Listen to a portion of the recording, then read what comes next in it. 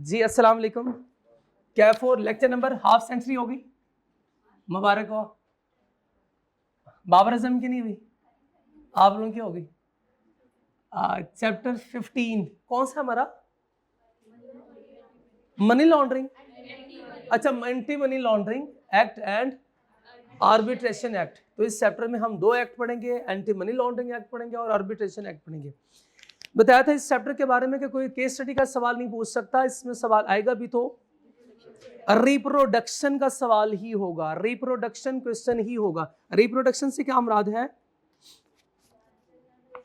कि रट्टे वाला सवाल होगा। इसका क्या मतलब है कि फिर हमें ये चैप्टर याद करना पड़ेगा। तो कब करेंगे? आज से शुरू करेंगे, साथ साथ कर रहे हैं। खोले जरा चैप्टर, ये पेज नंबर होगा 307 पेज नंबर।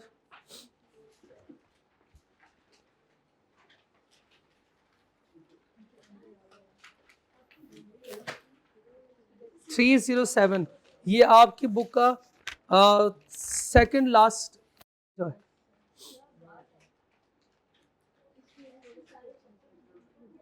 ठीक है, और सवाल देखें अभी तक, चूंकि ये नया स्टैंडर्ड है, नया एक्ट है, तो 6 सवाल जब से ये सिलेबस में इंक्लूड हुआ है एग्जामिनर पूछ चुका है, और 6 के 6 क्या है?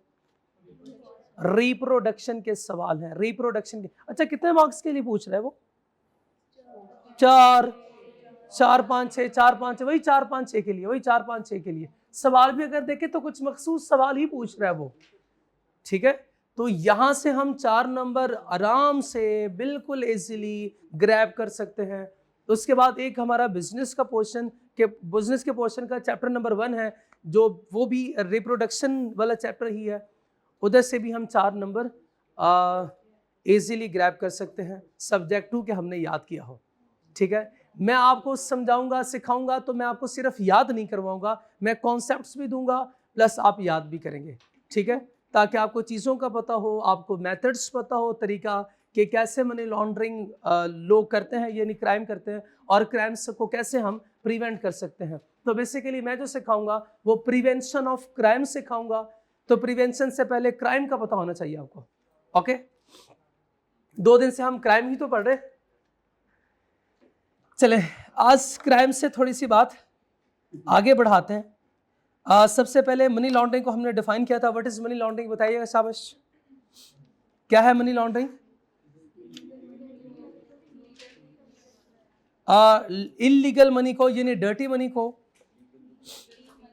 क्लीन मनी में कन्वर्ट करना, दिस इज मनी लॉन्ड्रिंग। शाबाश, बिल्कुल ये मनी लॉन्ड्रिंग, यही मनी लॉन्ड्रिंग है।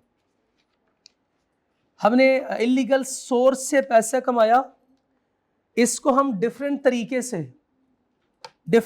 से लीगल मनी शो करवाते हैं।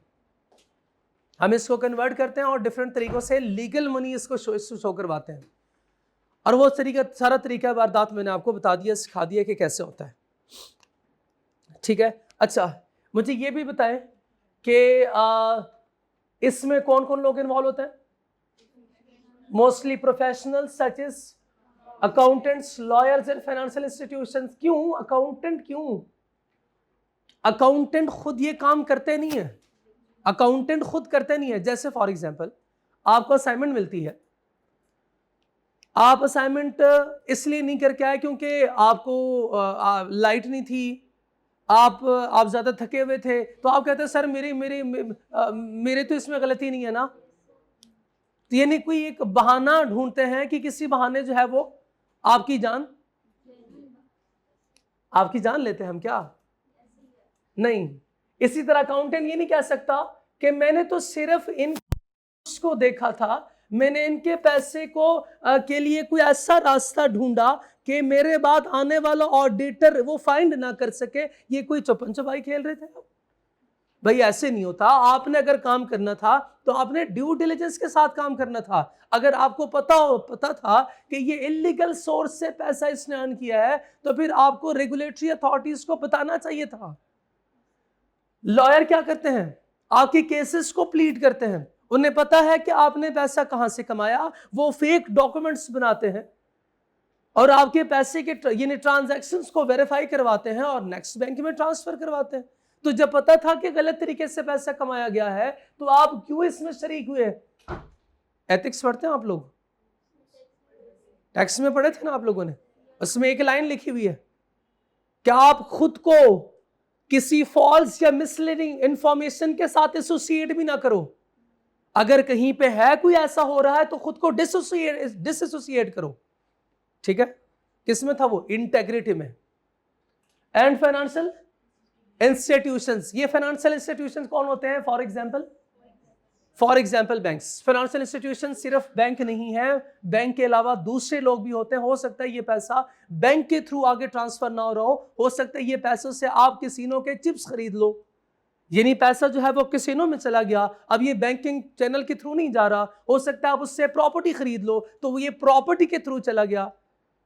ठीक है? तो वो बैंक्स में पैसा नहीं जाता। Anti money laundering laws require financial institutions to help prevent money laundering. कैसे? कैसे? शाबाश। क्या करेंगे? दो तरीके उसने बताए। शाबाश। कस्टमर के ट्रांजैक्शंस को मॉनिटर करो कि ये काम क्या करता है, इसका कौन सा बिजनेस है और इसके पैसे कहां से आ रहे हैं, कहां से पैसे आ रहे हैं। मैंने एग्जांपल दी थी, चाय का बिजनेस है, करोड़ों रुपए आपके अकाउंट में आते हैं, भाई चाय से इतने करोड़ों रुपए आपने कमा लिए, फिर हम ये छोड़ के चाय शुरू कर लेते हैं अगर इतना प्रॉफिटेबल है तो। इसका मतलब यह है कुछ तो। और फिर अगर यहां पे कोई सस्पिशियस ट्रांजैक्शन आपको नजर आ रही है तो फौरन क्या करो? रेगुलेटर को, रिस्पॉन्सिबल अथॉरिटी को रिपोर्ट करो। बताओ इनको कि यहां पे कुछ गड़बड़ है। बताए साहब, जब ये दो रूल्स हैं तो these rules make it harder for criminal to hide illegal money. यानी अगर मैं बात करूं फाइनेंशियल इंस्टीट्यूशन की, बैंक्स की बात करूं, ज्यादा पैसे आपके अकाउंट में आए, बैंक आपसे पूछता है कि नहीं पूछता ये पैसे कहां से कमाए? बिल्कुल आपसे पूछेगा। आप क्या करोगे? उसका सोर्स बताएंगे। अब आपके पास कोई सोर्स तो है नहीं, सो इसलिए ये क्रिमिनल के लिए मुश्किल हो जाता है इलीगल मनी को छुपाना। ठीक है? अब व्हाट इज फाइनेंशियल इंस्टीट्यूशन? जो एग्जामिनर पूछता है व्हाट इज फाइनेंशियल इंस्टीट्यूशन, तो इसको हम क्या करेंगे? याद भी करेंगे, लेकिन इसको समझेंगे भी, अंडरस्टैंड भी करेंगे। Financial institution is not only a bank या कोई इदारा, but it may be also और organisation involve in financial service. Financial services means शाबाश, मॉनेटरी सर्विसेज। आपका पैसा एक जगह से दूसरी जगह मोबिलाइज करते हैं ये लोग। ठीक है? कहीं पे आपने इन्वेस्ट करना हो तो ये आपकी मदद करते हैं, और कहीं पे आपको जो है वो किसी गाइडेंस की जरूरत हो तो ये आपको सपोर्ट प्रोवाइड करते हैं। सच इज एक्सेप्टिंग डिपॉजिट्स या repayable fund from the repayable funds, वो जो आपने वापस करना हो तो लोन, इसी का तो नाम है। बैंक का काम क्या होता है? लोन एक्सेप्ट करना, एक्सेप्टिंग लोन, और आगे किसी और को ट्रांसफर करना, एडवांसिंग लोन। तो आपने बैंक में पैसा रखवाया, बैंक से कहा कि बैंक वाले आप आगे किसी को उधार देते हैं, आपको इंटरेस्ट पे करते रहेंगे। कोई आपसे पूछे कि ये पैसा कहां से आया तो बता दीजिएगा इंटरेस्ट से आया है। Interest is a legal source. ठीक है ना? Interest is a legal source. ये पैसा इंटरेस्ट जो कमाया वो तो लीगल सोर्स से कमाया ना। अब यही लीगल सोर्स वाला पैसा आप इस्तेमाल कर सकते हो, लेकिन बैक एंड पे बताएं शाबाश, ये क्या इलीगल सोर्स से नहीं आया था? अच्छा, ये इतना भी आसान नहीं होता। ये चूंकि अलग-अलग एक एग्जांपल दी हुई है तो हम इसको डिस्कस करते हुए सेपरेटली पढ़ेंगे। ठीक है? कल मैंने आपको इसके बारे में बताया था, ये क्या चीज है, ये क्या चीज है? शाबाश शाबाश। हमने पैसे कमाए, हमने ऐसे किया, अब ये पैसे बैंक में तो रखवाने हैं। अब मैं आपको बकायदा केस बताता हूं कि अगर आपने कभी क्राइम का इरादा हो तो फिर ऐसे कर लीजिएगा। ठीक है? आपने इलीगल सोर्स से पैसा कमाया, वो पैसा जो था वो ब्लैक मनी है। ब्लैक इंक से लिखेंगे ब्लैक मनी। ठीक है? ब्लैक मनी है। अब ब्लैक मनी आप कमाते हो, या शैडो मनी भी इसको कहते हैं। Money from illegal source. अब आपने ये पैसा इसको व्हाइट मनी में कन्वर्ट करना है तो कैसे करें जी?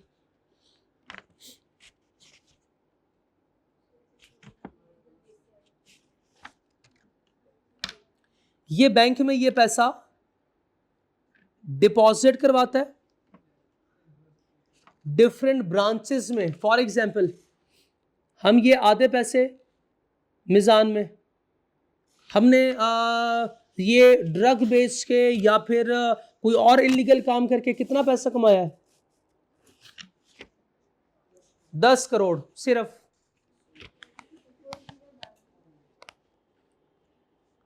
नहीं, इतने भी हम बड़े डीलर नहीं हैं। मिजान में थोड़े से पैसे रखवाए, कोई 1 करोड़ मिजान में रखवाया। अच्छा, 1 करोड़ कोई ज्यादा अमाउंट नहीं है, 1 करोड़ कोई ज्यादा लिखने में, हाँ जी, 1 करोड़ कोई ज्यादा अमाउंट नहीं है। और इसी तरह हमने एमसीबी में कोई 1.5 करोड़ रखवाया। और इसके अलावा कौन से बैंक्स होते हैं? एसबीएल भी है, 0.75। और यूबीएल में थोड़े से पैसे रखवाए, 1 करोड़ इधर। इस तरह हमने अपना पैसा तोड़ तोड़ के इस बैंक में, उस बैंक में, इस बैंक में रखवाया। ठीक है, एक ही बैंक में 10 करोड़ रखवाएंगे तो वो उनको शक हो जाएगा, ये तो स्टूडेंट है, ये तो स्टूडेंट है। इस बैंक से इंटीग्रेटेड तो होते हैं, बैंक से इंटीग्रेटेड, लेकिन इनको ये तो नहीं पता चलेगा अच्छा मिजान बैंक के पास कितने पैसे आ गए। ऐसे थोड़ी होता है मिजान बैंक के पास पैसे पता चले उन्हें। कस्टमर का स्टेटस पता चलता है, कस्टमर का स्टेटस तो पता चलता है, कस्टमर के बैंक में इतने पैसे हैं, कस्टमर के बैंक में इतने पैसे, ऑलरेडी बैंक में पैसे आए होंगे, कहां से आया ये उन्हें नहीं पता, उनके बैंक के चैनल के थ्रू आएगा तो ये उन्हें पता है, क्योंकि ट्रांजैक्शन वो वाली उनके पास सिर्फ रिकॉर्ड होंगी। अब दुनिया भर की ट्रांजैक्शन जो है वो एक बैंक के पास थोड़ी आती हैं, वो तो जो पार्टिकुलर बैंक होगा उनके पास अपनी ट्रांजैक्शन हो रही होगी, ऐसे ही है ना। तो इस तरह डिफरेंट सोर्सेस से ये पैसा आ रहा होगा। अब ये पैसा मिजान वाले क्या करते हैं, क्या अपने पास रखते हैं? आगे लोगों को लोन देते हैं। ये लोन देते हैं तो मिजान वाले क्या करेंगे? इंटरेस्ट चार्ज करेंगे, तो मिजान वाले इनको भी इंटरेस्ट देते हैं। ये इंटरेस्ट, यूं ये पैसा उनका डिफरेंट जगहों पे फैला हुआ है।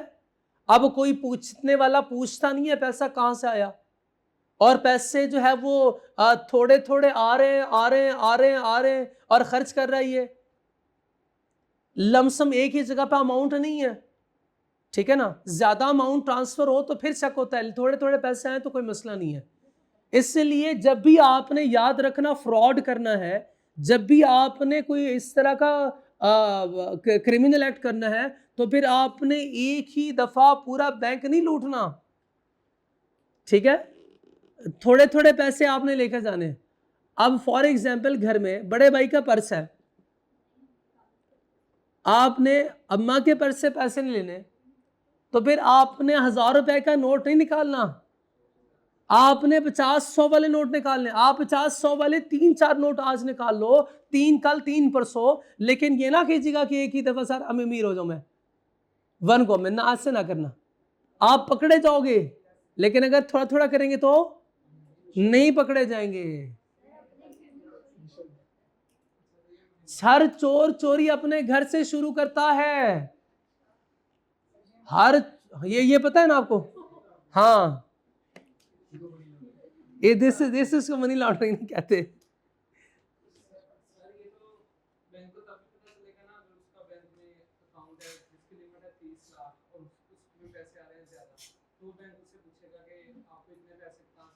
हाँ बिल्कुल ऐसे ही है।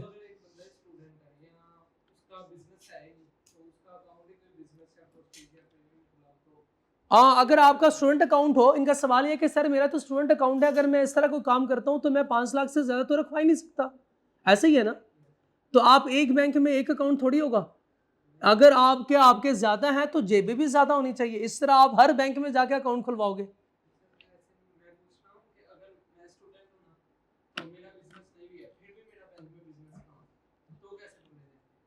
आपका फिर ज्यादा ट्रांजैक्शन, अनयूजुअल ट्रांजैक्शन जब भी होती है, आपकी सारी ट्रांजैक्शन 50, 100, 200, 50, 100, 200, एकदम से 2 करोड़ की ट्रांजैक्शन होगी, एकदम से। अब आपकी कोई लॉटरी निकली है या कुछ हुआ है, हाँ, जिसका हो सकता है ना लॉटरी का, लॉटरी इज आल्सो इलीगल। ओहो, यानी लॉटरी लीगल तब है जब आप उसके डॉक्यूमेंट दो देते हो, तब वो आपके उससे आने वाले पैसे को लीगलाइज कर देता है। लॉटरी खैर फिर भी इलीगल।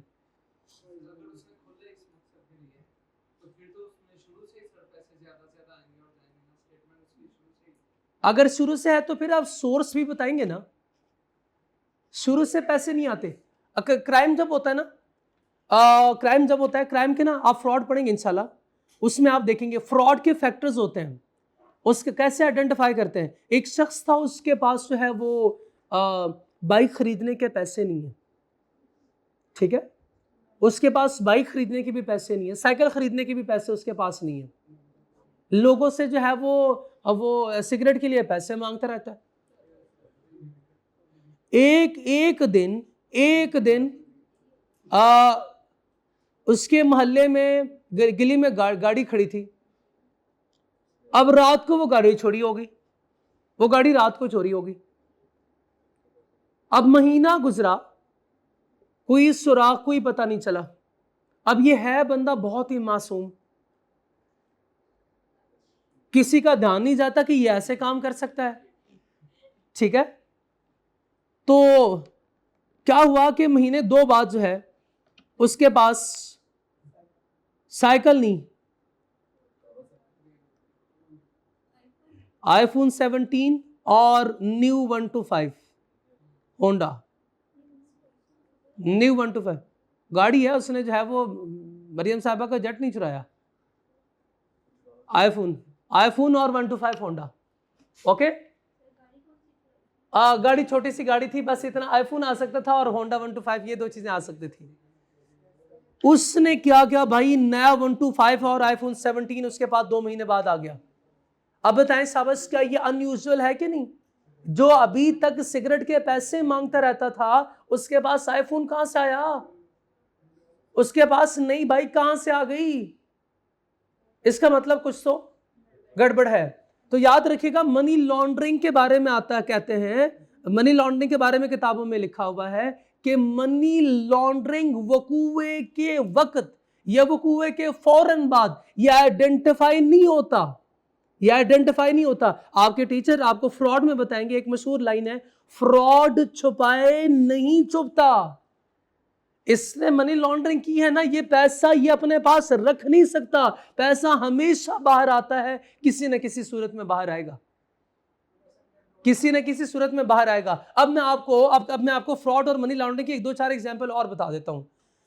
कंपनी में एम्प्लॉय, छोटा सा एम्प्लॉय जिसकी तनख्वाह 40-50 हजार है, वो आता है तो सिविक पे आता है, मैनेजर उसका वो बेचारा बाइक पे आता है। खानदानी अमीर हो ना, ये तो कल भी मैंने एग्जांपल दी थी खानदानी अमीर की, फिर आप हंस रहे थे।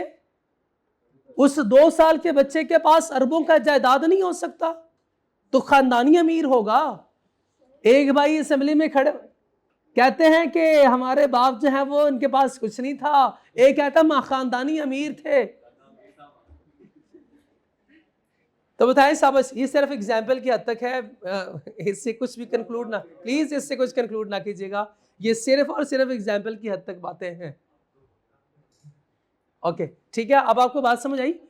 तो उस वक्त जो है वो आप इसको आइडेंटिफाई नहीं कर सकते, लेकिन बाद में आपके किसी एक्शन से साबित होता है कि बाकी आपने मनी लॉन्ड्रिंग की है या इलीगल सोर्स से पैसा अर्न किया है। तो हमेशा ये फ्रॉडुलेंट लोग जो है ये उसी वक्त नहीं, ये बाद में पकड़े जाते हैं। सब किसी का कोई सवाल? एग्जाम्पल्स क्लियर होंगी तो इंशाल्लाह ये कॉन्सेप्ट क्लियर होगा। क्लियर है बात? सब बातें हो गई, goods, well done, well done, well done. चलें,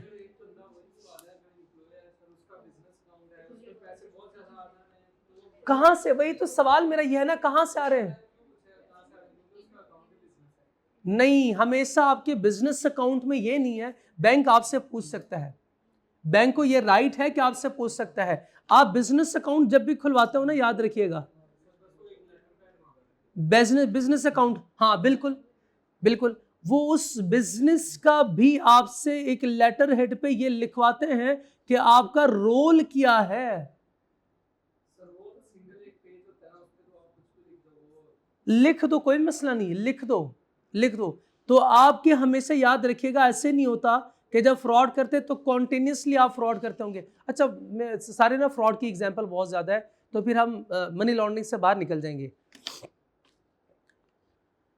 फ्रॉड की एक किस्म है, एक शख्स जो है वो फ्रॉड करता है कितने का, 0.17, 0.93, 0.46 पैसे का, रुपीज नहीं, पैसास का फ्रॉड करता है। ये फ्रॉड हुआ है, ये फ्रॉड हुआ है। ये बैंक का एक एम्प्लॉय होता है, वो फ्रॉड करता है। पता नहीं कितने सालों से लोगों के अकाउंट्स में जो पैसे आते हैं, टैक्स आपका लगता है 15%, 17%, 18%, 20%। तो जो पॉइंट्स में आपके नंबर्स आ रहे होते हैं, रुपीज आ रहे होते हैं, पैसा यानी, तो ये कभी आपने इसका गौर नहीं किया, इमटेरियल अमाउंट है आपके लिए। वो रुपीज में, 1-2 रुपीज में भी डिफरेंस होना तो आप टेंशन नहीं, आप कहते खैर है, कोई नहीं, कोई मसला नहीं। इस बंदे ने जितना इसका ड्यूरेशन ऑफ सर्विस है, यानी 5 साल या 7 साल, इसने 17 या 71 पॉइंट समथिंग अरब डॉलर का फ्रॉड किया है। 71 अरब डॉलर का फ्रॉड। ट्रांजैक्शन बैंक्स में कितनी होती है, एक दिन में कितनी ट्रांजैक्शन होती हैं, लाखों करोड़ों ट्रांजैक्शन एक दिन में होती हैं। और ये बैंक का वो बंदा जो जैसे ही ट्रांजैक्शन हो रही होती है, ये जो डिफरेंशियल अमाउंट है इसके अकाउंट में जाता है, डिफरेंशियल अमाउंट इसका अकाउंट में जाता है, बाकी आपके अकाउंट में रुपीज आ जाते हैं। तो ये करते करते जो है वो करोड़ों अरबों रुपए इसने हड़प कर लिए। और जैसे जैसे पता चलने से पहले ये दुबई निकल गया। दुबई से मुराद यह है कि चला गया छोड़ के, ठीक है, गायब हो गया। तो इतने सारे पैसे, इतना फ्रॉड इसने कैसे किया? क्या एक दिन में किया है? ये कॉन्स्टेंटली जो है वो आता है बस। लेकिन हमारा जो क्रिमिनल एक्ट है उसमें हम वारदात जो करेंगे वो रोजाना ऐसे कोई नहीं है, चलो आज मुझे पकड़ो, आज मेरे बाप के पास जो है वो ज्यादा पैसे, थोड़े से पैसे आप ले लेना। नहीं, ये फ्रॉड में तो ये हो सकता है कि जब हम किसी ऑर्गेनाइजेशन का इस तरह हिस्सा होंगे, तो मनी लॉन्ड्रिंग में ये पॉसिबल इस तरह फिर नहीं है। चले आगे चले, ज्यादा बातें होगी, ज्यादा एग्जाम्पल होगी, फिर कॉन्सेप्ट हम भूल जाते हैं। कोशिश करें एक कॉन्सेप्ट के लिए एक एग्जाम्पल रखें ध्यान में। फाइनेंशियल लीजिंग, ये लीज में क्या होता है? शाबाश, कोई भी आपने जो चीज़, जैसे गाड़ी है, कोई मशीनरी है, कोई इक्विपमेंट है, कोई घर है, वो आप लीज पे देते हो और रेंटल्स लेते हैं। अब आपसे कोई पूछे तो आपने कहना ये तो मैंने फलां को चीज़ रेंट पे दी थी और मैं रेंटल्स रिसीव कर रहा हूं, तो this is my legal money, ठीक है। इसकी एग्जाम्पल क्या होगी? कोई लग्जरी व्हीकल लीज पे देना और व्हीकल को बिजनेस एसेट के तौर पे शो करना कि ये मेरा बिजनेस है। What is insurance services? Insurance service जैसे ये life insurance, investment link policies होती हैं कुछ, और कुछ दूसरे आपके एसेट्स भी इंश्योर्ड होते हैं, आपकी प्रॉपर्टी इंश्योर्ड होती है, होता है कि नहीं होता? अगर आप ऐसे करते हो, किसी इंश्योरेंस वाले को थोड़े से पैसे देखे, देखिए एक फ्रॉड के लिए हमें 100 फ्रॉड और करने पड़ेंगे, ठीक है। हम थोड़े से पैसे देके उससे कहते हैं कि हम आपसे बाद में ये क्लेम तो नहीं करेंगे, लेकिन आप ऐसे कीजिएगा कि हमारी आप 2 करोड़ की प्रॉपर्टी इंश्योर्ड लिख लें। क्या करें? 2 करोड़ की प्रॉपर्टी लिख लें कि 2 करोड़ की प्रॉपर्टी हमने इंश्योर्ड की आपके पास, ये थोड़े से पैसे ले लेना। अब इंश्योरेंस वालों को जब भी अब हमसे बैंक पूछेगा ना ये प्रॉपर्टी कहां से आई, हम कहें ये देखें ये तो मेरे पास पहले से थी, ये इसके इंश्योरेंस भी है इसके मेरे पास, तो ये सारा कुछ। अब ये आप प्रॉपर्टी बेच भी सकते हैं, अब ये प्रॉपर्टी जो है वो आप किसी बिजनेस में इस्तेमाल भी कर सकते हैं। और कुछ लोग तो ऐसे भी करते हैं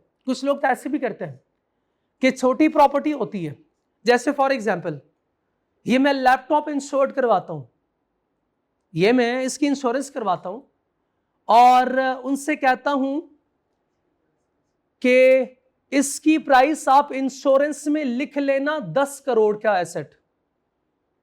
गोल्ड का लैपटॉप है मेरा, 10 करोड़ का एसेट, पता नहीं डायमंड का है, डायमंड का है है भी बीच में। ओके, तो उनसे कहता हूं आप ये, बाकी में से 500 रुपए देके उसे कहता हूं लैपटॉप ही तो इंश्योर किया आपने, हर महीने 500 रुपए आके ले जाना। अब ये बाद में जब मेरे से पूछते हैं दिखाओ वो अपना एसेट जो आपने इंश्योर्ड करवाया था, मैं से कहूंगा वो तो जल गया, खराब हो गया, डिस्ट्रॉय हो गया, डिस्ट्रॉय हो गया। क्या हो गए वो 10 करोड़ या वो 20 करोड़? डिस्ट्रॉय 20 करोड़। अब मेरे से वो डॉक्यूमेंट्स मांग रहे थे ना, मैंने कहा 20 करोड़ तो जल गए, 20 करोड़ तो नहीं है, उसका कोई एविडेंस नहीं है, एसेट दिखाओ, नहीं है, तो सारी चीजें फिर नहीं है, तो फिर वो वेरीफाई कर सकते हैं? नहीं कर सकते वेरीफाई। अब वही 10 करोड़ जो है वो कहीं और इन्वेस्ट आप कर सकते हैं। ये भी मनी लॉन्ड्रिंग का एक तरीका है। आप इस तरह भी ब्लैक मनी को व्हाइट मनी में कन्वर्ट कर सकते हैं। मनी और वैल्यू ट्रांसफर सर्विसेज। आपको हवाला सिस्टम का पता है? हवाला टाइप सिस्टम, ओहो क्या,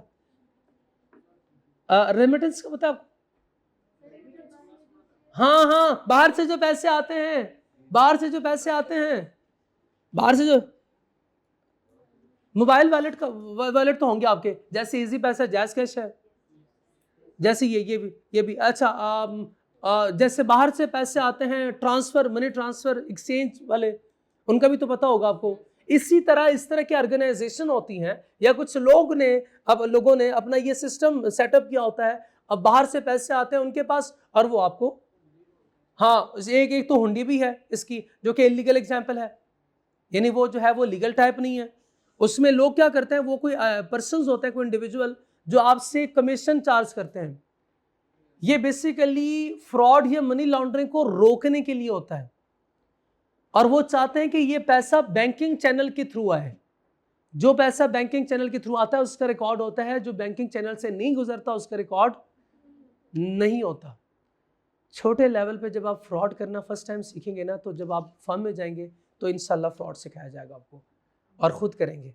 आप मशवरा देंगे उनको कि अगर आपने फ्रॉड करना है तो आप एम्प्लॉयज़ को उनकी तनख्वाहें बैंक में ट्रांसफ़र ना करें, बल्कि क्या करें, कैश में दे दे। क्यों?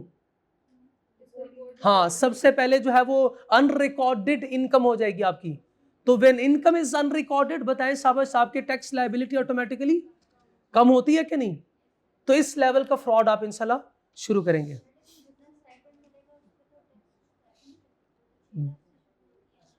12 लाख से 12 लाख तक।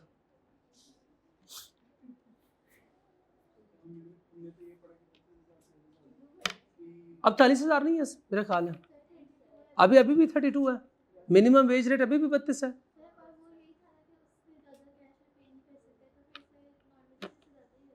हाँ, नॉर्मली होते हैं ना इससे ज्यादा पे। और क्यों पे करते हैं कैश में?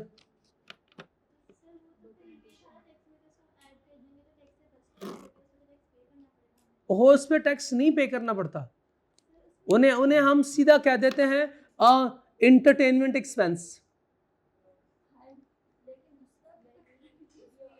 हाँ, उसका भी होता है, लेकिन आपको पता है कि वो कैप है कि अगर इसमें फॉल करते हो तो फिर हम कभी उस तक पहुंचने नहीं देंगे।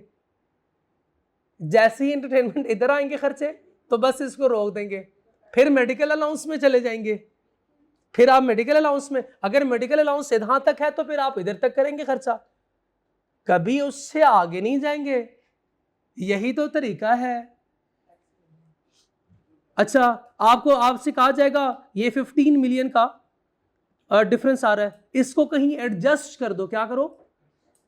एडजस्ट कर दो। 15 मिलियन की एडजस्टमेंट, ये तो कभी हमने किताबों में नहीं की, आपसे रियल में करवाएंगे 15 मिलियन की एडजस्टमेंट, और आप लोग हंसी खुशी करेंगे। क्यों? आपको 25,000 जो मिलना है, 25,000 जो मिलना है। हाँ हाँ, दुआ तो कर सकते हैं ना, और आप लोग इंशाल्लाह इस निज़ाम को बदलेंगे, चेंज करेंगे। 25 करोड़ कमाएंगे। Providing financial guarantee or commitments, इसके बाद मैं किसी को एक को भी एक्सप्लेन नहीं कर रहा, बाकी आप लोग याद करेंगे, ठीक है बच्चों। हाँ मुझे पता है, ये ट्रैवलर चेक क्या है सर, बैंक ड्राफ्ट क्या है, चेक क्या है, मनी ऑर्डर क्या है, मुझे नहीं पता। आपने याद करना है, हाँ, बगैर समझे, इससे पहले भी तो यही करते थे।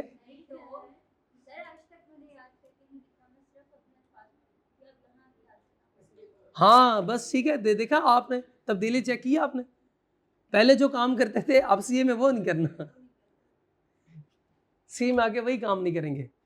चलो बच्चों, आगे शायद इसकी ज़रूरत नहीं है, तो इसलिए मैं नहीं बता रहा। अगर किसी को ज़्यादा शौक हो तो वो मुझे मैसेज कर सकता है। अगर मैसेज नहीं करना तो बल्कि पहले तो कोशिश ये करें, आपके पास जो है वो फ्री वाला AI है ना, ये इसको कब इस्तेमाल करेंगे? हाँ इसको इस्तेमाल करते हैं तो इससे पूछें कि ये क्या चीज़ है, ये आपको बता देगा। फुल शॉर्ट फॉर्म ये मैंने लिखे हुए हैं, इससे शॉर्ट फॉर्म नहीं हो सकते थे भाई, नहीं, ये सिर्फ मेरा टाइम ज़ाया होगा, आपका और मेरा टाइम ज़ाया होगा।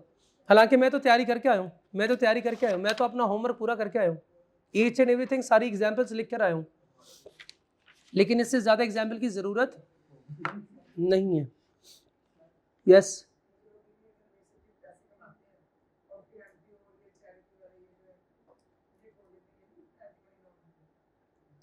क्या चीज़? जो लोग कमाते हैं पैसे और फिर NGOs में देते हैं, चैरिटीज डोनेशन जो करते हैं। आपका सवाल यह है कि क्या ये भी मनी लॉन्ड्रिंग है?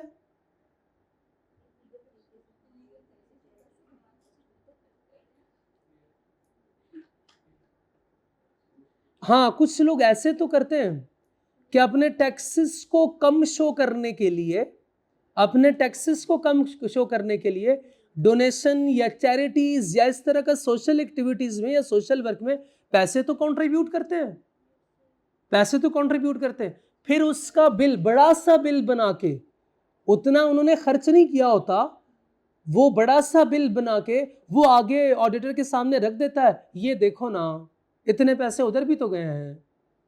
ओके, तो ये सिर्फ इसलिए होता है, वो टैक्सेस से बचने के लिए और दूसरे मसले मसाइल के लिए। वो भी आपको एग्जाम्पल, वो बड़ी एग्जाम्पल है फ्रॉड की, इस तरह करते हैं लोग। हाँ जब पकड़े गए तो अब क्या होगा? टैक्स अवॉइडेंस की एग्जाम्पल भी हो सकती है, टैक्स एविजन की भी हो सकती है, उसके अपने रेंज है डिफरेंट। वो टैक्स में तो पढ़ा होगा आप लोगों ने, आया हुआ था। अच्छा सबसे पहले ये देखें offence of money laundering.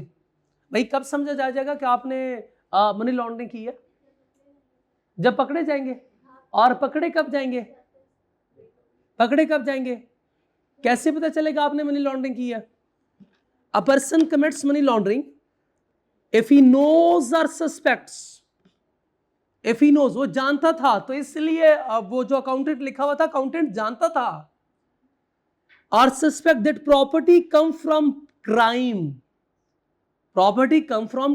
Still उसने ये प्रॉपर्टी खरीदी है, या उसने प्रॉपर्टी किसी और को ट्रांसफर की है, या वो अभी भी उसको पोजेस होल्ड कर रहा है, या ये यूज कर रहा है, या उसने प्रॉपर्टी बेच दी है, किसी और के नाम कर दी है या बेच दी है। इसका मतलब यह है कि किसी और की बिहाफ पे होल्ड करने वाला बंदा भी मनी लॉन्ड्रिंग में इन्वॉल्व समझा जाएगा। यानी फॉर एग्जाम्पल आपने वो प्रॉपर्टी मनी लॉन्ड्रिंग से, या आपने क्राइम या फिर इलीगल सोर्स से जो प्रॉपर्टी एक्वायर की थी, किसी और के नाम भी खरीदते हैं, ये भी क्या है? मनी लॉन्ड्रिंग है, ये भी इलीगल है, अब अगर उससे पता था, इफ ही नोज कि ये आपने जो प्रॉपर्टी खरीदी है ये वो ब्लैक मनी से खरीदी है, तो वो बंदा भी इन्वॉल्व है वो भी शरीके जुर्म समझा जाएगा। कंसील और डिस्कसेस इट्स ट्रू नेचर, यानी वो छुपाता है। कंसीलर एक ही दो अल्फाज है, माने एक ही है, छुपाना, ट्रू फिगर को या वैल्यूज को छुपाना। ओरिजिन, लोकेशन, ओनरशिप या मूवमेंट, अगर आप इसको छुपाते हैं कि मैंने कहां से कमाया, कहां से खरीदा, आप नहीं बताते तो दिस इज आल्सो आप मनी लॉन्ड्रिंग। ये भी इलीगल सोर्स में आएगा, ये भी इलीगल सोर्स में आता है।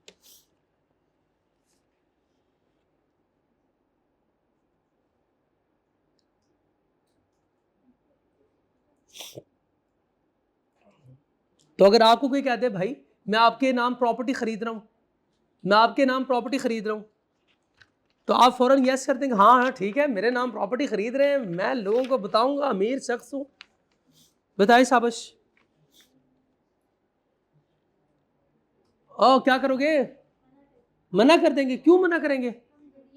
मना ना कीजिएगा, आप उन्हें बता, उनसे पूछ लें ये भाई कहां से आपने पैसे कमाए। तो इसी तरह अगर कोई आपसे कहता है कि भाई ये मैं 50 मिलियन आपके अकाउंट में रख लूं, मेरे से सोर्स मत पूछना प्लीज। आप बताओ। नहीं, वो कहते ना कुछ नहीं होता यार, फ्रेंडशिप में ये सब चलता है। हाँ ये सब तो चलता है, ये सब तो चलता है, लेकिन उसके बाद जो फ्रेंड के साथ होगा ना, हाँ तो लॉ कहता ना बेटा, फ्रेंडशिप में अगर ये सब कुछ चलता है तो चलो आ जाओ हम भी दोस्ती कर लें, जेल की हवा काटो, आ जाओ। तो भाई अगर आपको पता है या स्ट्रॉन्ग डाउट है कि पैसा किसी इलीगल सोर्स से आया है और फिर भी आप उसकी हेल्प करते हो, तो आप भी इसमें इन्वॉल्व हो, फिर आप भी शरीक हो। आखिरी लाइन पढ़े उसके बाद फिर सवाल लेता हूं। A person is also guilty if he participate, associates या कॉन्स्पायर, किसे कहते हैं? कॉन्स्पेरेसी, साजिश, अटेम्प्ट्स, एड्स, मदद करना, अबेट्स, फैसिलिटेट और advises someone to commit these acts, यानी किसी को कुछ नहीं होता यार, मैंने भी तो किया था फ्रॉड, मैंने भी तो मनी लॉन्ड्रिंग की, किसी ने कुछ पूछा? नहीं, कुछ नहीं पूछते यार, कुछ भी नहीं होता, करो आप भी करो।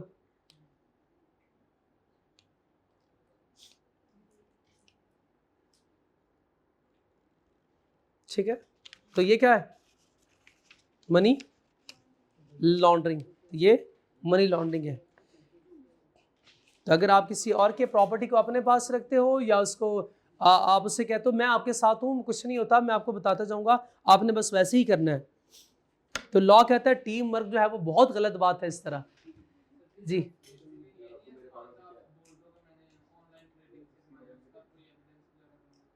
ऑनलाइन ट्रेडिंग का कोई एविडेंस नहीं होता, पैसा जिस मर्जी सोर्स से आए उसका एविडेंस जरूर बात जरूर होता है। मुझे कोई ऐसी एग्जाम्पल दें जिसमें कोई सोर्स ही ना हो। अब ऐसे तो नहीं है ना कि आप इतने अल्लाह के वली हो, आप हाथ उठाओ और जो है वो छत खुले, ऊपर से पैसे आए और फिर छत बंद हो, वहां से कमाए आपने पैसे, तो आप दिखाएंगे ना कि ये देखें, वहां उसके सेल प्रोसीड तो होते हैं कि नहीं होते? हाँ, कोई रिसीट्स आते हैं कि नहीं आते? कोई आपका मैसेज आया होगा कि नहीं आया होगा, आपके अकाउंट में इतने पैसे आ गए, ये वाला मैसेज होगा ना, दिखाएंगे तो सही ना, आप बैंक स्टेटमेंट देंगे। जी आपका सवाल था।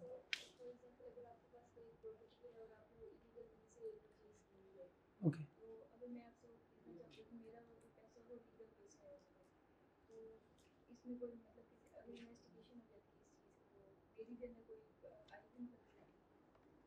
इनका सवाल यह है कि सर ये मूवमेंट और ये लिखा हुआ है कि ट्रांसफर ऑफ प्रॉपर्टी, तो अगर फॉर एग्जांपल मिस्टर ए ने इलीगल सोर्स से पैसे कमाए और कोई प्रॉपर्टी खरीदी, चूंकि हमें तो नहीं पता, हम उनके साथ ट्रांजैक्शन कोई कॉन्ट्रैक्ट करते हैं और ये प्रॉपर्टी परचेज कर लेते हैं उनसे, हमारे पैसे तो खून पसीने की कमाई थी, हमने तो बिल्कुल लीगल सोर्स से पैसे कमाए, बचपन से लेके 55 तक जो है वो हमने एक ही काम किया, पैसे जोड़ना, 55 की उम्र में जो है वो हमने प्रॉपर्टी उनसे एक्वायर कर ली। क्या हम भी सलाहों के पीछे होंगे उनके साथ? कभी क्या हम भी उनके मेहमान खाने में होंगे पुलिस वालों के? हाँ, इसका वन वर्ड आंसर है ये क्या, if you knows or suspects. अब वेरीफाई करना चाहिए किसको, हमें, हम वेरीफाई करेंगे। हाँ बिल्कुल, हम यूजुअली वेरीफाई करते हैं। हाँ आपको तो प्रोटेक्शन प्रोवाइड है, वही कह रहा हूं, if you know or suspect. आपने, आपके सवाल में ही आपका आंसर है, आपको पता नहीं था कि उसने इलीगल सोर्स है, तो जब आपको नहीं पता था तो आपने इन गुड फेथ किया ना, विदाउट नोइंग के उसने किसी इलीगल सोर्स से पैसे अर्न किए हैं, तो बिल्कुल आप जो है वो बाइज्जत बरी हैं। यस, किसने, हाँ परचेज करने, तो वही तो कह रहा हूं, वही तो कह रहा, ये बंदा बरी बरी है, ये बंदा बरी, इसको कुछ नहीं कह सकता। इसने, इसको पता था, इस परचेजर को अगर पता था कि वो इलीगल सोर्स से कमाया गया है, तो ये वाला बंदा भी बैड एक्ट में शामिल है कि आपने ऐसी प्रॉपर्टी क्यों खरीदी जो डिस्प्यूटेड थी। नो, वो कहता है प्रॉपर्टी तो आपके पास है ना, प्रॉपर्टी तो आपको पता था कि उसने इलीगल सोर्स से कमाया, वो अर्न की है। तो बाद में लोग ऐसे करते नहीं हैं, लोग ऐसे करते नहीं हैं, उन्हें पता होता है कि ये प्रॉपर्टी अगर उसके नाम है तो फिर मैं खरीदूंगा, अदरवाइज नहीं। लोग तो डिस्प्यूटेड प्रॉपर्टी भी नहीं खरीदते। दो भाइयों की प्रॉपर्टी अगर होती है और दो भाइयों की कलेक्टिव प्रॉपर्टी, तो वो कहते नहीं, कलेक्टिव प्रॉपर्टी भी या दोनों के साइन होने चाहिए, या किसी एक की प्रॉपर्टी हो तो हम वो खरीदेंगे, कि बाद में कोई दूसरा भाई खड़ा ना हो कि भाई आपको किसने कहा था प्रॉपर्टी खरीदने बेचने को, तो ये मेरी प्रॉपर्टी है, मेरे तो पैसे गए ना फिर। यस यस यस, शाबाश। मिस्टर ए ने मनी लॉन्ड्रिंग किया, भाई भाई सवाल सुनो,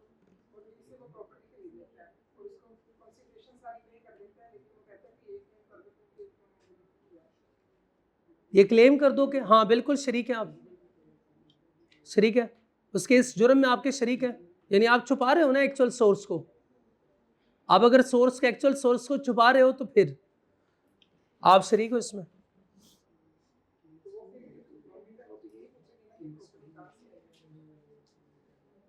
यही तो कल परसों जो मैं आपको एग्जांपल दे रहा हूं, वही तो वो कहते हैं कि हमें ये प्रॉपर्टी इनहेरिट हुई है।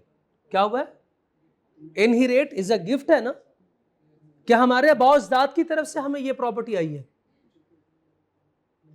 तो वो तो वही तो हम उनसे पूछते हैं कि भाई बताओ, दिखाओ हमें, उनके पास ये प्रॉपर्टी कहां से आई, वो तो थी ही, उनके पास तो था ही कुछ नहीं।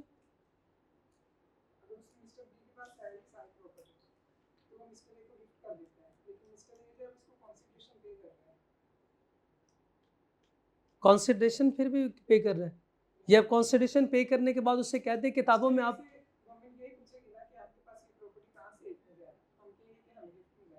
ठीक है, अच्छा अच्छा, इस तरह के ये सारे हरबे वो इसलिए अपनाते हैं ताकि लीगल सोर्स को छुपा सके। तो ये बिल्कुल हो सकता है कि वो छुपा सके, वो छुपाएंगे, ज़रूर छुपाएंगे, लेकिन फिर वही बात, फ्रॉड छुपाए, छुप नहीं जाता, नहीं छुपता। कल जो मैंने एग्जांपल दी थी 12 नंबर को छोड़ के बाकी सारों को खरीद लो, हमने भी तो ऐसे किया हुआ है, इर्द गिर्द के सारों को खरीद लिया है, सिर्फ एक को नहीं खरीद सके। किन को, चार्टर्ड अकाउंटेंट को, सबसे पहले तो चार्टर्ड अकाउंटेंट को खरीदा हमने, तो उनको भी खरीदा, उनको भी खरीदा, उनको भी खरीदा, सिर्फ एक उधर बैठा हुआ है उसको नहीं खरीद सके। हमने कहा चलो फिर आपकी जगह हमारे पास है, फिर उनको बंद कर दिया, फिर सारों को खरीद लिया। एविडेंस ऑफ मनी लॉन्ड्रिंग,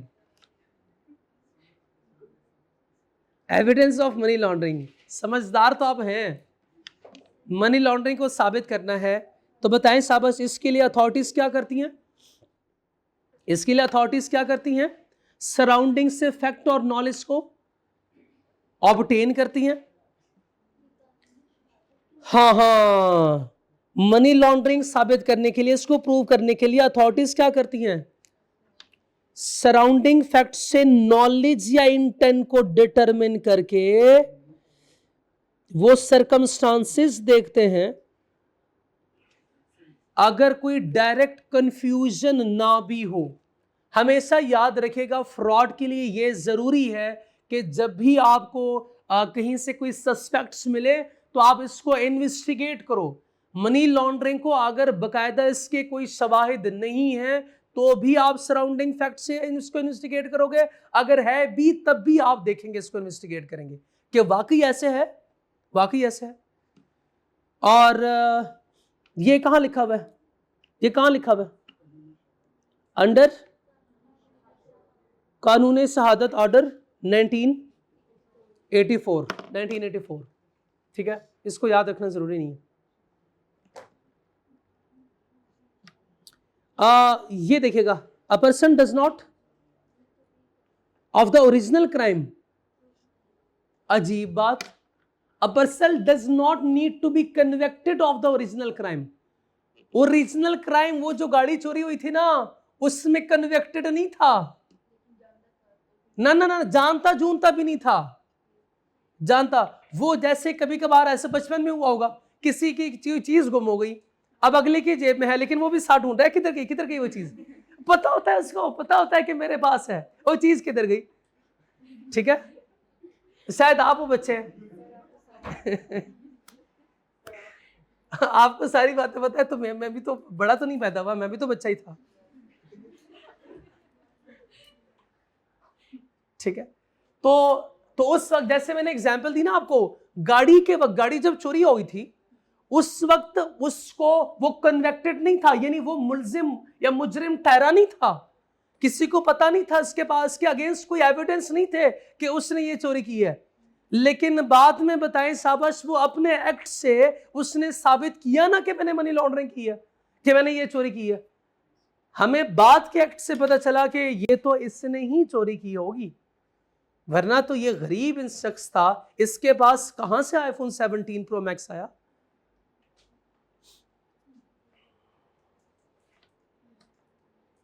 ये इस लाइन का मतलब है।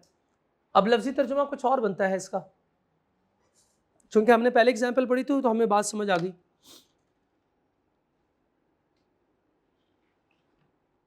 तो मनी लॉन्ड्रिंग साबित करने के लिए ओरिजिनल क्राइम की कन्विक्शन जरूरी नहीं होती।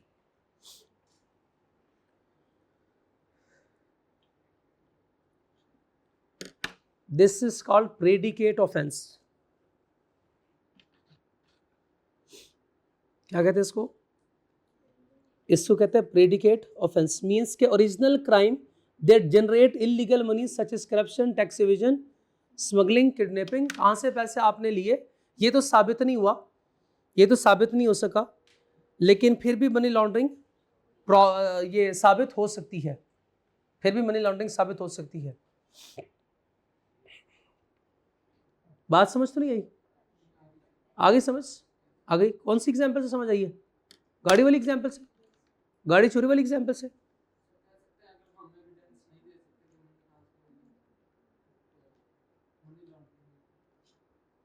नहीं ना भाई, देखो एक शख्स ने गाड़ी चोरी की है, गाड़ी चोरी की है उसने, अब बताएं शाबाश ये क्राइम है कि नहीं? ये भी क्रिमिनल एक्ट है। ये साबित नहीं हो सका कि ये चोरी किसने की है, ये साबित नहीं हो सका, यानी ये हम साबित नहीं कर सकते कि मिस्टर ए ने ही चोरी की है। लेकिन फिर भी जब मिस्टर ए के पास वो लग्जरी आइटम्स, लग्जरी चीजें आती हैं, लग्जरी चीजें आती हैं महीने 2 महीने बाद, तो हम उससे पूछेंगे आपकी कोई लॉटरी निकली है, दुबई से पैसे आए हैं, बड़े भाई आपके दुबई चले गए हैं, कहां से ये पैसे आ गए, आपके पास कहां से पैसे हैं? आप बताएं उसके पास कोई सोर्स है? नहीं, बताने को उसके पास कुछ नहीं है। तो ये भी वो कह रहा है कि मनी लॉन्ड्रिंग हो सकती है, यहां से भी हम मनी लॉन्ड्रिंग साबित कर सकते हैं, मनी लॉन्ड्रिंग साबित कर सकते हैं।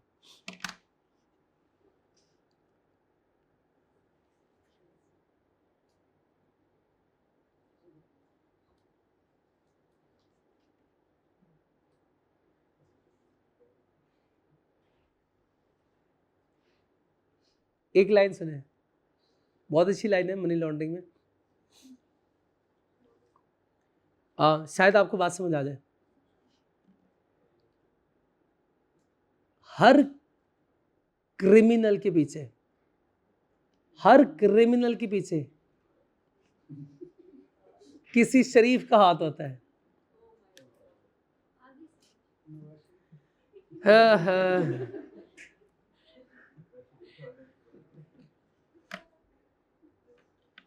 पनिशमेंट,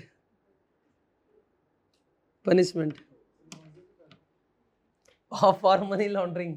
बस ये ऐसी बातें एक ही दफा होती है, रिपीट पे नहीं, रिपीट पे दोबारा लेक्चर सुनना पड़ेगा। इंडिविजुअल्स यूट्यूब पे तो ये लेक्चर वैसे भी नहीं आ रहे, पता नहीं। इंडिविजुअल्स या नेचुरल पर्सन और कंपनीज, अच्छा दोनों की लायबिलिटीज डिफरेंट है। कट करवा दो। ऐसी बात ही ना करे ना कि बाद में पछताना पड़े। मैंने तो ऐसी कोई बात, मैंने तो जनरल बात की, मैंने कभी किसी का नाम लिया? फिर ये मेरे दोस्त की, शहबाज शरीफ साहब मेरे दोस्त हैं, शहबाज शरीफ मेरे दोस्त का नाम है।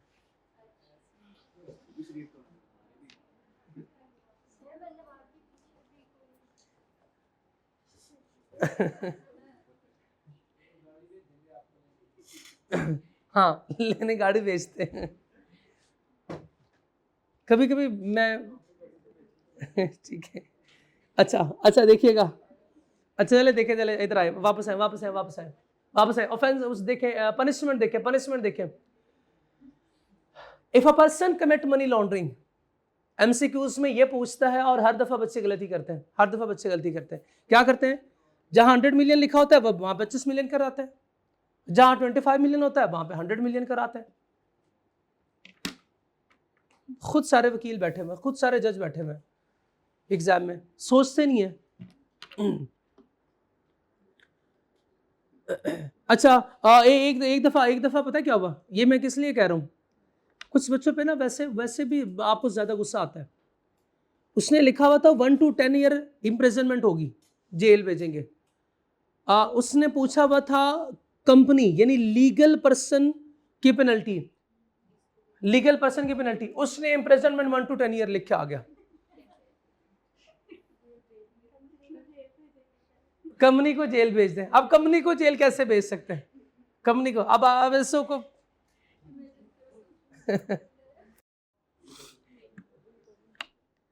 वाकई बच्चे मन के सच्चे होते हैं। इम्प्रिजनमेंट फ्रॉम 1 to 1 से 10 साल तक आप हाँ कम है। फाइन अप टू, ये ज्यादा है, 25 million. Forfeit of the property involved in the offence or property of equal value. ये खतरनाक है। जितना आपने कमाया ना वो सारे का सारा पे करना पड़ेगा, वो सारे का सारा शहबाज शरीफ साहब को वापस देना पड़ेगा। और अगर आपके पास वो नहीं है तो उसके बराबर की प्रॉपर्टी आपको देनी पड़ेगी। यानी एक 25 मिलियन भी दूं मैं आपको, एक जो मैंने आपको इतनी मेहनत से मैंने सारी रात जाग के कमाया वो पैसे भी सारे आपको दूं, और 10 साल तक आपके मेहमान खाने में भी रहूं। हाँ 25 मिलियन इसके अलावा है, इसके अलावा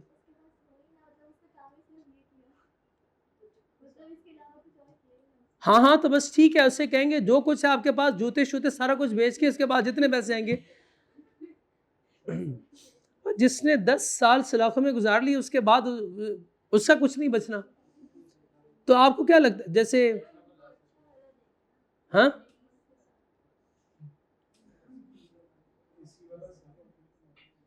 एसी वाले सेलों तो फिर तो मसला कोई नहीं, ठीक है।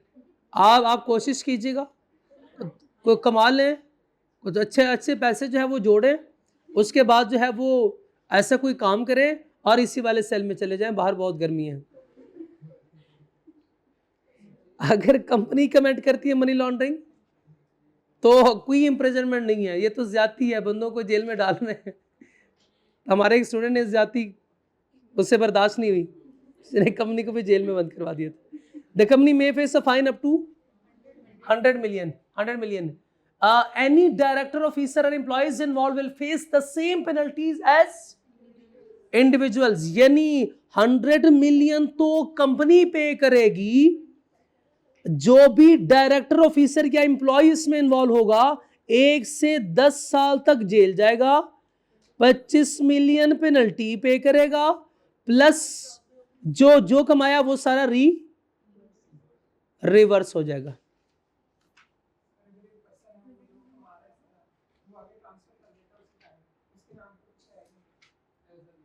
हाँ, कुछ भी उसके नाम पे नहीं है। अब सारा कुछ जो जिसको ट्रांसफर किया था वो तो रहा ही नहीं, वो भी मर गया। एक्सट्रीम सिचुएशन क्रिएट करते हैं ना, वो भी मर गया। अब जायदाद जो उसके पास पैसे थे वो खत्म हो गए, वो एवेपोरेट हो गया हवा में। ठीक है, अब हाँ, अब इसकी कोई नाम कोई प्रॉपर्टी होती है तो वो प्रॉपर्टी बेच के पैसे रिकवर करवा लेंगे, नहीं होती तो कुछ नहीं, फिर माफ कर देंगे अल्लाह के लिए।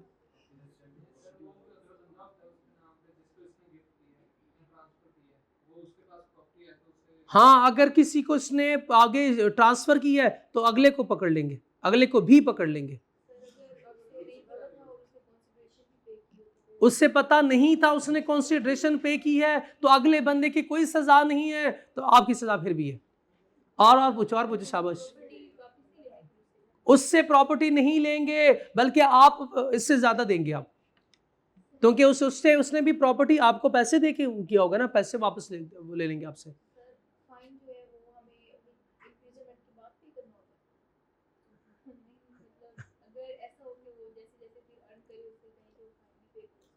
सर क्या ऐसे हो सकता है कि जेल से रहा हो जाए, 10 साल गुजार के आए और वो पहले दे नहीं सका, उसके बाद उससे क्या आप सारी जिंदगी हमारे लिए कमाते रहो? ऐसे नहीं हो सकता। ऐसे प्लीज ऐसे सवाल ना पूछें ऐसे सवाल ना पूछें, या उधर ही उससे पैसे पूरे करवा लें, कह दे बामुशक्कत में। शाबाश, शुक्र है आप लोग हो ही नहीं ये, वरना तो आपने पता नहीं कैदी का क्या हाल करना था। उस बेचारे ने मरना था या नहीं, लेकिन आपकी कस्टडी में अब मर जाएगा इंशाल्लाह।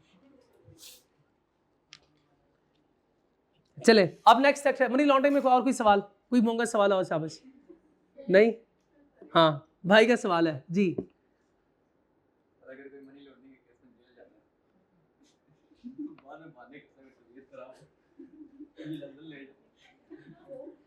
ठीक है, और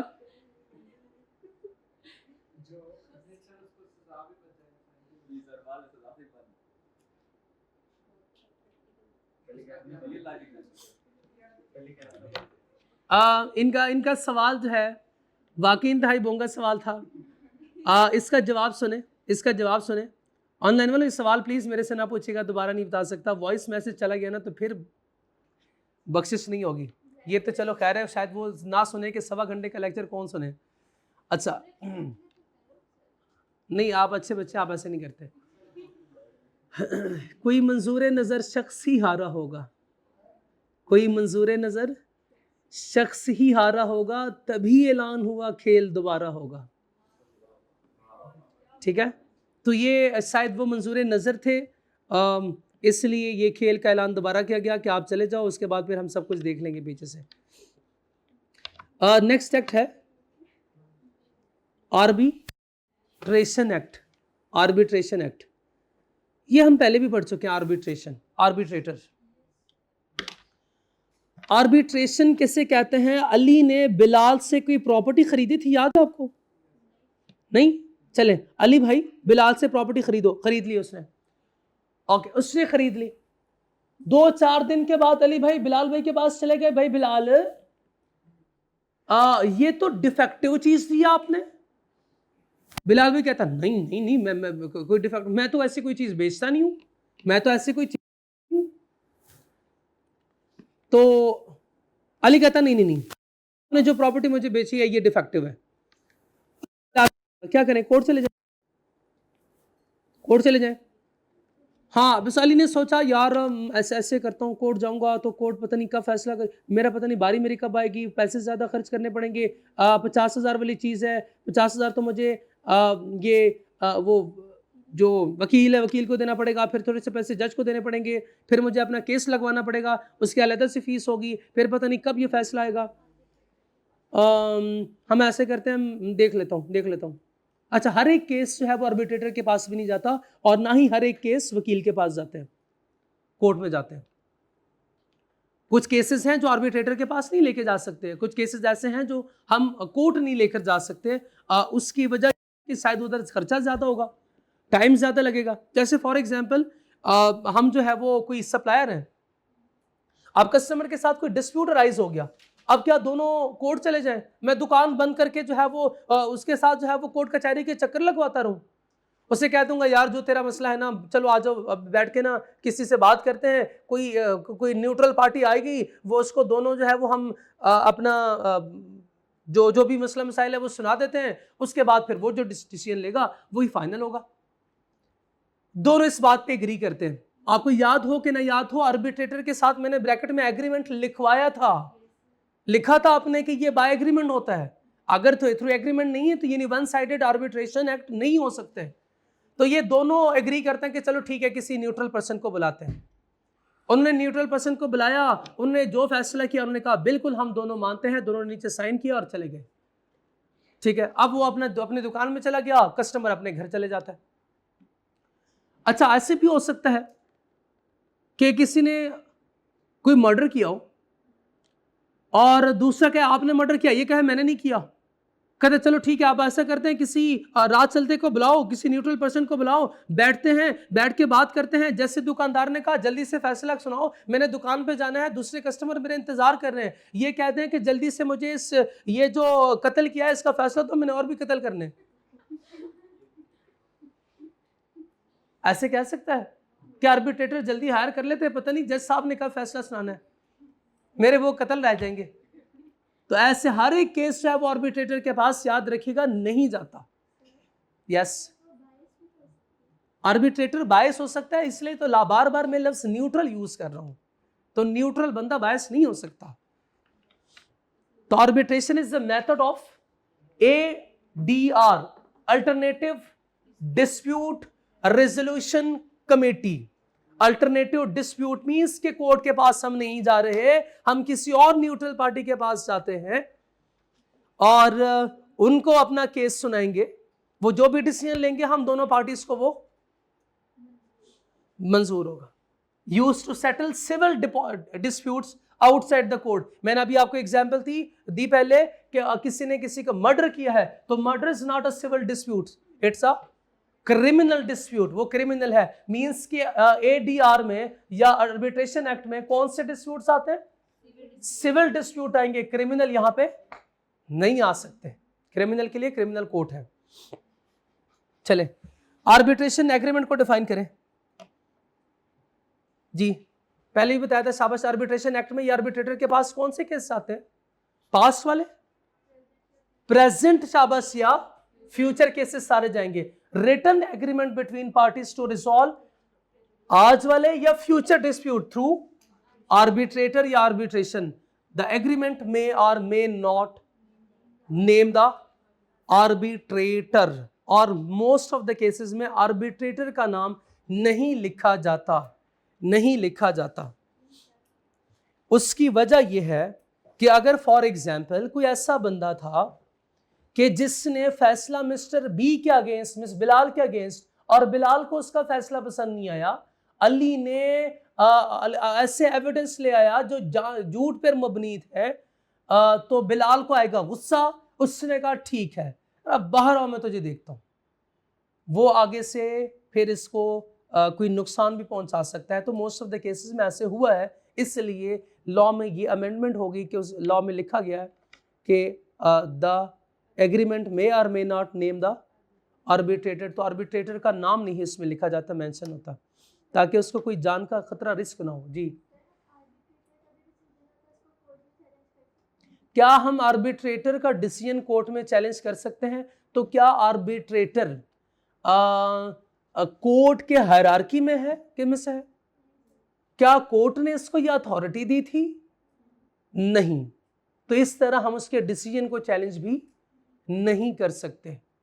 क्या हम ऐसे कर सकते हैं कि आर्बिट्रेशन के बाद, आर्बिट्रेटर के बाद, मैं अब जो है वो उसकी एक्सेप्शन भी बताऊंगा, क्या आर्बिट्रेटर के बाद कोर्ट में उस केस को चैलेंज कर सकते हैं? यस कर सकते हैं, यस कर सकते हैं। लेकिन याद रखिएगा पाकिस्तानी लॉ में, पाकिस्तान पेनल कोड में आर्बिट्रेटर या आर्बिट्रेशन, जैसे पंचायत और इस तरह के उनको भी लॉ का हक हासिल है। वो लॉ बनाते नहीं है, लेकिन उनके डिसीजंस को ऐसे समझा जाता है जैसे लॉ का डिसीजन हो, अगर वो प्रॉपरली फॉर्म्ड हो तो ऐसे किसी को भी आप आर्बिट्रेटर बनाएंगे, ऐसे नहीं। आपने देखा होगा जो पंचायती निजाम होता है उसमें एक ही सरबराह होता है, एक ही बड़ा होता है, जिसकी बात सरपंच, बिल्कुल जिसकी बात हर कोई सुनता है, मानता भी है, तो वो बिल्कुल कोर्ट की तरह एक्ट करता है, ठीक है। और सरपंच कौन होता है, उसके लिए कौन एलिजिबल है, ये कुछ रूल्स जो है वो हमारे सिलेबस का हिस्सा नहीं है, लेकिन चैप्टर नंबर 1 में ब्रीफली मैं आपको बताऊंगा, ठीक है। Okay, umpire, the neutral third person appointed by the arbitrators to decide the matter if the arbitrator disagree. The neutral third person appointed by arbitrators, यानी आर्बिट्रेटर, फॉर एग्जाम्पल 4 आर्बिट्रेटर थे, 2 कहते हैं कि अली की गलती है, 2 कहते हैं बिलाल की गलती है, बताएं आप क्या करें, 50-50 है, शाबाश, इसको कहा जाता है umpire.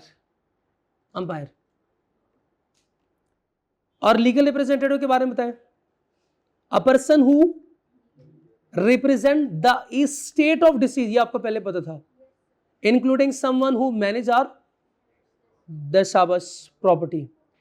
Reference of submitting, the act of submitting a dispute to arbitration for decision by arbitrator or umpire is called reference, यानी उस कागज को जिस पे हमने ये सारा कुछ लिखा होगा is called reference, ठीक है,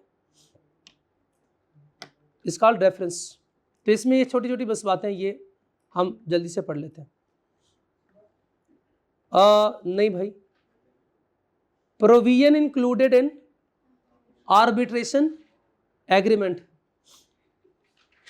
ये देखिए, ये क्या लिखा हुआ है, unless the party agree otherwise, का मतलब क्या होता है,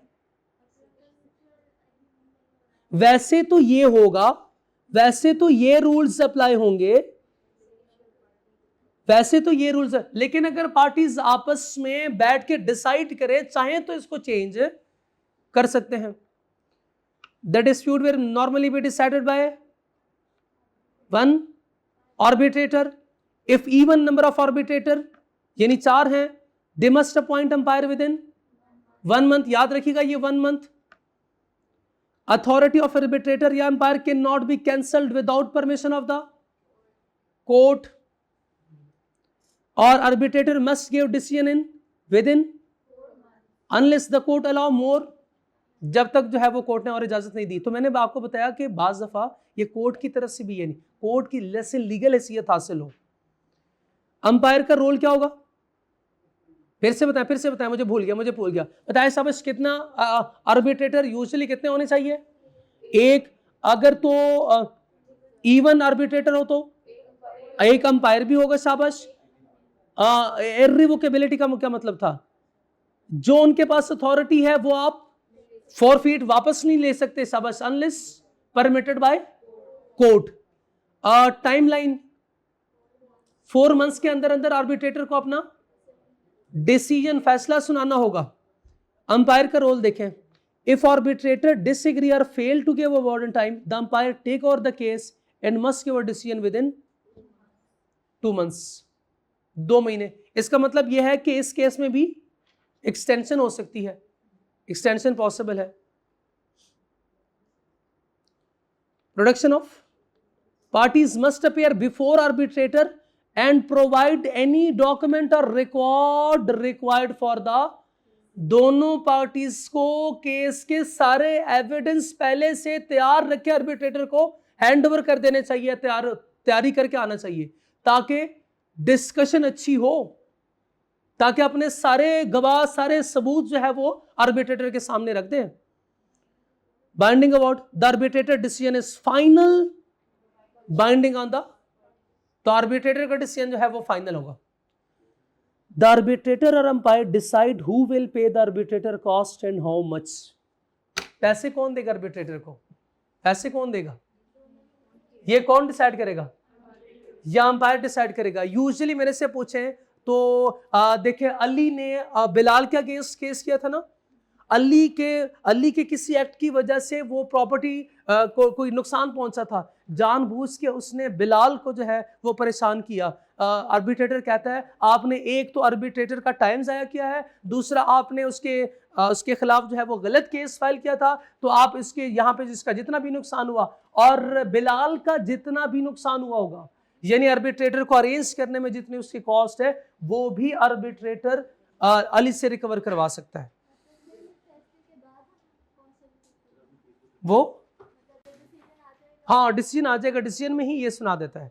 ठीक है जी, हाँ जी बिल्कुल। आज का लेक्चर यहाँ पे ख़त्म करते हैं, उसके बाद जो थोड़ा सा रह गया वो हम नेक्स्ट लेक्चर में करेंगे, और मंडे से फिर हम अपना कंपनी लॉ पोर्शन शुरू करेंगे। ठीक है, आज का लेक्चर यहाँ ख़त्म करते हैं। अस्सलाम वालेकुम। चैप्टर 1 करेंगे।